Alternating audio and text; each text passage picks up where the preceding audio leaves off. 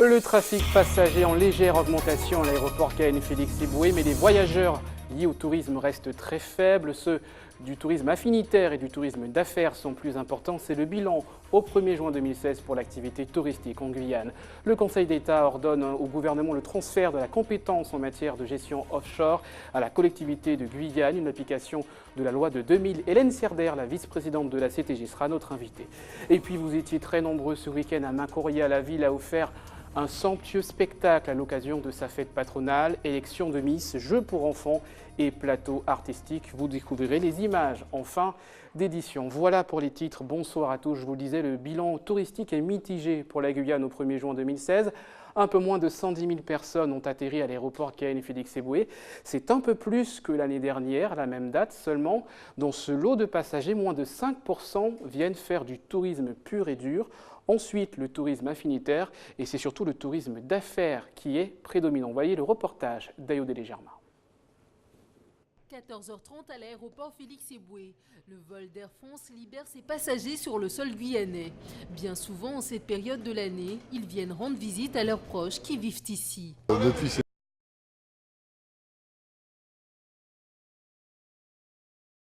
On est ravis d'être venus, alors le tourisme, on va voir ce qu'on peut faire. J'ai ma fille qui travaille ici depuis presque un an, alors voilà, j'ai envie de découvrir et ma fille arrive, alors je vais devoir vous laisser. Tourisme affinitaire ou d'agrément, en Guyane, ce type de flux entrant représente seulement 2,3% du tourisme, mais cela ne suffit pas à remplir les hôtels qui sont habitués à une clientèle d'affaires. Quasiment 50% des touristes, c'est du tourisme professionnel d'abord. Après vient l'affinitaire, donc ce sont toutes les personnes qui viennent rencontrer des parents qui ont en tout cas un point d'attache en Guyane. Et puis on a à peu près 17% qui sont ce qu'on considère comme étant les vrais touristes d'agrément, ceux qui ont décidé de venir découvrir la Guyane par eux-mêmes. Conséquence, durant les vacances, les hôtels font grise mine, car pendant cette période, les affaires tournent au ralenti. La majorité des hôtels fonctionnent avec de la clientèle affaires. La clientèle affaires n'étant pas au rendez-vous en juillet-août, donc forcément, pas de tourisme actuellement. Et pour juillet-août, non, c'est pas terrible. Pour ce directeur d'hôtel, cette faiblesse de l'activité touristique durant les grandes vacances est en partie due au manque de communication à l'international. Il y a un certain nombre de choses qui sont des freins à l'évolution touristique. Bon, je prends un exemple, la vaccination obligatoire de la fièvre jaune, qui est un frein réel. Je crois que le principal, c'est le déficit d'image qu'a la Guyane aujourd'hui à se vendre pour pouvoir effectivement promouvoir son tourisme en dehors de ses frontières franco-françaises. À l'heure actuelle, près de 70% des recettes du tourisme guyanais sont générées par des touristes venus de la France métropolitaine.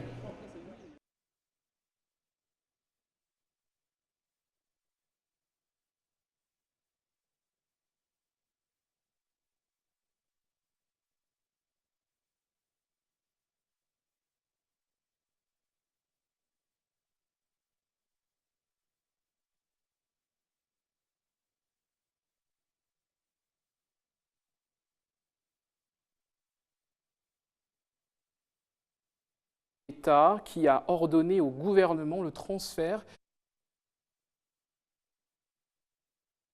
de la loi de décembre 2000, une deuxième injonction sous peine d'amende cette fois-ci. On en parle tout de suite avec notre invitée Hélène Serder. Bonsoir. Bonsoir, monsieur. Alors vous êtes la vice-présidente de la CTG. Première question, est-ce que vous êtes satisfait? Est-ce que c'est une autre victoire sur ce dossier? Oui, bien sûr. Dans un état de droit, on ne peut qu'être satisfait que les décisions de justice soient exécutées par le gouvernement. Le transfert de propriété ne résulte pas de cette décision de justice. Il a été opéré par une loi en 2000 qui, pour son application, demandait un décret d'application. Et plus de 10 ans après, le président Alexandre, qui était alors président de la région, voyant qu'il n'y avait pas ce décret, a donc saisi le Conseil d'État. Première décision 2014, où on demande à l'État et au Premier ministre d'appliquer la loi et dans les 6 mois, de prendre ce décret d'application, ce qui n'a pas été fait.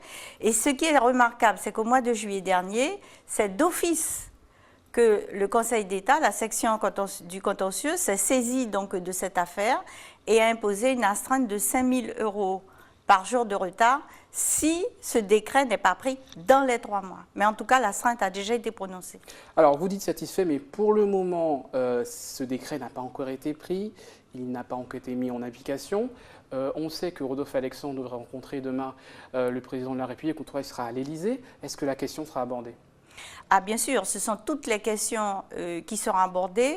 Le président Alexandre est à l'Élysée à la demande du président de la République pour évoquer donc les grands dossiers de la Guyane, en particulier le pacte d'avenir, le minier, etc. Et en fin de journée, le président de la collectivité territoriale de Guyane rencontre M. Macron. Donc il sera inévitablement question donc, de ce décret, du code minier, etc.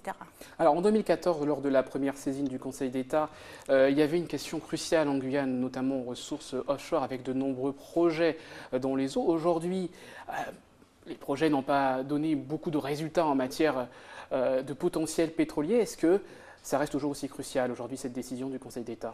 Écoutez, c'est une décision qui confirme que désormais la collectivité territoriale de Guyane a un pouvoir local de gestion des affaires qui sont en cours sur le territoire. On parle C'est du pétrole déjà offshore. un premier point. Maintenant, la gestion des titres miniers s'entend de la recherche, de l'exploration et de l'exploitation. Que va-t-on trouver dans ce sous-sol? Très certainement, peut-être du pétrole ou du gaz, mais autre chose, le savons-nous? Donc que nous ayons la gestion de ces titres miniers est pour nous vraiment important au niveau économique, formation, etc. et recherche. Alors justement, on va évoquer, est-ce que c'est peut-être un premier pas, parce que on voit bien donc cette compétence transférée par la loi de 2000 et une compétence réservée sur les ressources offshore. Est-ce que pour le minier, on voit aussi que là, il y avait un combat qui était engagé par la collectivité. Est-ce qu'on pourrait un jour espérer que la région prenne totalement main la gestion du minier? Je parle de l'or. Le minier, il est en mer, il est aurifère. Nous avons également des pierres précieuses, du diamant, des métaux précieux. Donc le minier, c'est... Je parle. Écoutez, je vous le disais, qu'est-ce qu'on va trouver là, dans le sous-sol? Nul ne le sait. Pourquoi? Parce que les recherches ne sont pas encore faites. Alors, on trouvera très certainement donc du pétrole et du gaz. Ailleurs, particulièrement dans l'Antarctique, on est en train de fouiller le sous-sol comme on va dans l'espace pour trouver de nouvelles ressources. Madame Serdière, ma question est simple. Là, c'est une compétence sur le offshore. La Guyane, c'est aussi un pays qui a de l'or, mais sur terre. Est-ce que vous, en tant que présidente, en tant que vice-présidente de la CTG, vous abandonnez toute volonté d'acquérir la gestion des titres miniers sur terre, ou est-ce que c'est aussi une possibilité pour la CTG? Mais écoutez, je pense avoir répondu à votre question, où je disais que nous avions la compétence donc, en mer, des titres miniers en mer, et que nous espérons, bien sûr, après, l'avoir sur terre, par exemple pour l'aurifère, qu'on ne comprendrait pas qu'on l'ait d'un côté et pas de l'autre. Merci beaucoup, Hélène Serdière, pour votre précision, et merci d'avoir accepté notre invitation ce soir. Et on parle maintenant d'un autre dossier sensible de l'actualité. Dans 2 jours, les habitants du Mont-Baduel seront fixés sur leur sort. C'est mercredi que la mairie de Cayenne et la préfecture présentent leur plan de relogement. Le recensement n'est d'ailleurs pas toujours terminé, mais déjà une centaine de personnes ont été identifiées. En attendant, le risque de glissement de terrain est toujours présent et les autorités ont déjà mis en veille les services de secours adaptés. Écoutez les précisions de Laurent Lenoble, directeur de cabinet du préfet. On l'écoute tout de suite. Là, on est bien au-delà du péril imminent qui peut être juste sur 1 ou 2 maisons. Là, on est sur un risque naturel majeur. Et donc, c'est le Code général des collectivités territoriales qui s'applique. Et pas seulement un petit article. Là, c'est vraiment les pouvoirs de police du maire et du préfet qui s'appliquent dans leur entièreté. Et donc les mesures de vigilance, on a toujours la cellule de vigilance qui avait été mise en place par la mairie et par la préfecture, qui est toujours là pour regarder les petits glissements de terrain. Mais comme on est là sur un mouvement de versant, quelque chose de grande ampleur, ce risque-là est imprévisible. On ne peut pas le prévoir. C'est comme un risque sismique. C'est comme un séisme, c'est imprévisible. Et donc, on a pris des mesures avec notamment le SDIS, avec les sapeurs-pompiers, et donc on a ce qu'on appelle la cellule sauvetage déblaiement qui a été activée et qui est en veille H24 si malheureusement le glissement de terrain survenait. On part en Martinique maintenant pour une séance de dégustation de rhum, passage obligé pour vérifier l'appellation d'origine contrôlée. Des spécialistes au palais fin contrôlent ainsi la qualité dans un véritable laboratoire. Voyez ce reportage de Marie Tricot et de Michel François. Avant de verser le précieux liquide, chaque verre est numéroté. C'est le numéro d'anonymage des échantillons prélevés, donc des différents rhums qui ont été demandés pour passer en dégustation cette semaine. Pour pouvoir passer en AOC, la dégustation, on doit être les seuls à le faire. 100% des rhums qui vont être étiquetés en AOC sont forcément dégustés, avant embouteillage. Ce matin, 19 cuvées différentes sont soumises au test de la dégustation. Hervé dispose un couvercle sur les verres pour empêcher les puissants arômes d'envahir la pièce et de perturber les goûteurs. Claudine, deuxième collège, donc le deuxième, à partir d'ici, un des trois. Deuxième jury. 15 dégustateurs composent ce jury d'experts. Tous ont appris à déguster le rhum et à reconnaître l'AOC.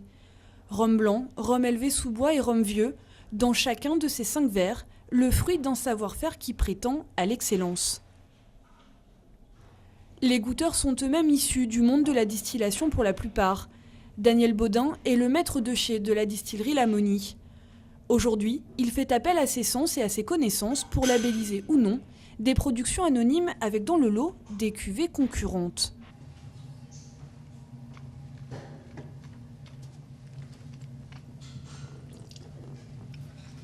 Donc je trouve une légère acidité.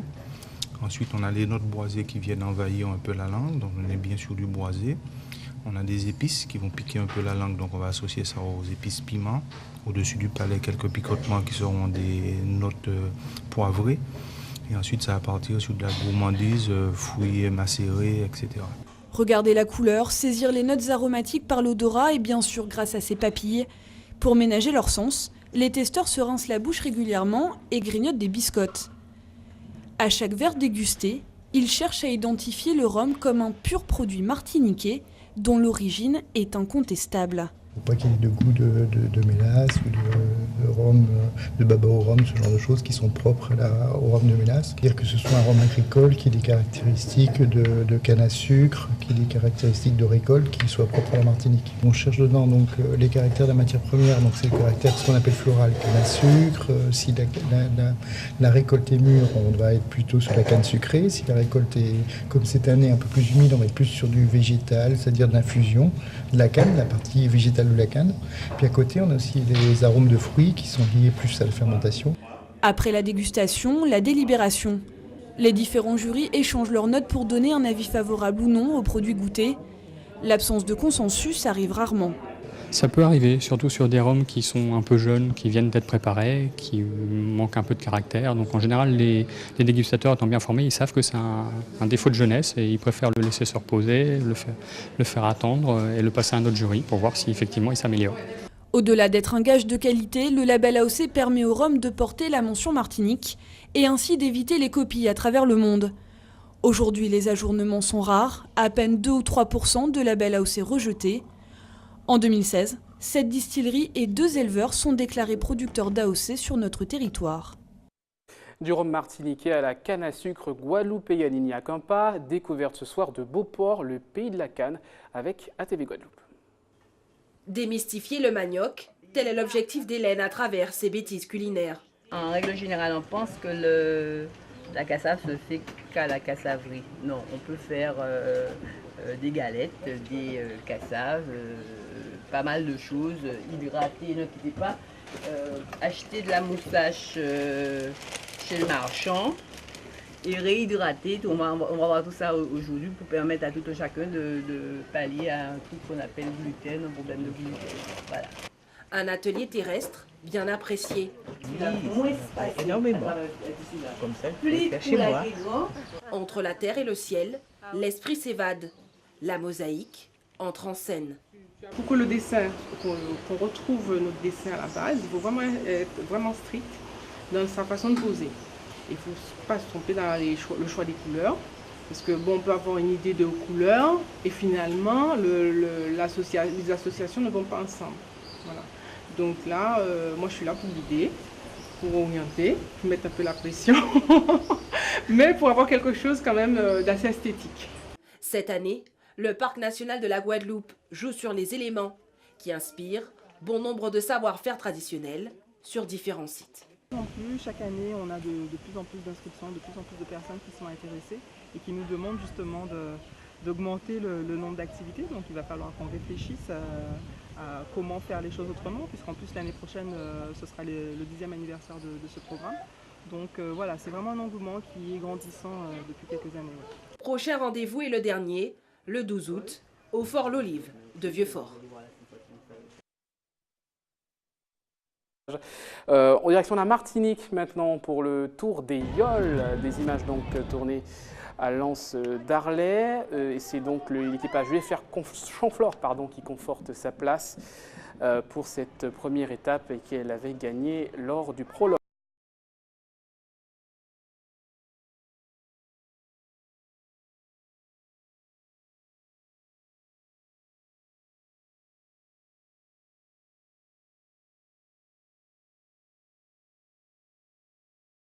De personnes ont assisté à la grande soirée sur la place de la fête du Bourg, la place des fêtes du Bourg, avec notamment l'incontournable élection de Miss, mais aussi des artistes et des invités, des activités pour les petits et les grands. Écoutez la satisfaction du maire Gilles Adelson.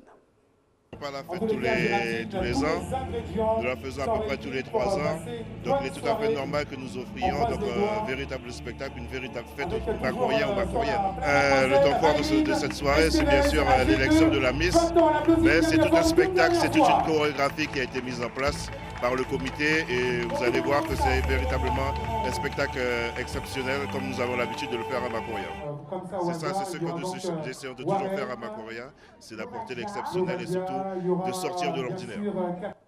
Et puis justement dans le cadre de la fête, une exposition réalisée avec les ruines de l'ancienne mairie et notamment du bois, de la ferraille. Donc tous ces éléments ont été récupérés par un artiste qui en a fait des œuvres d'art. Je vous laisse profiter. Bête dans bois, les manger mots. Bête dans bois, les manger mots. Bête dans bois, les dévorer mots. Ils sont mon frère, bête dans bois, les manger. Faut pas savoir qui ça m'a cavaillé. Bête dans bois, tout enragé. Ils sont mon frère, bête dans bois, les manger. Bête dans bois, les manger mots. Bête dans bois, les dévorer mots.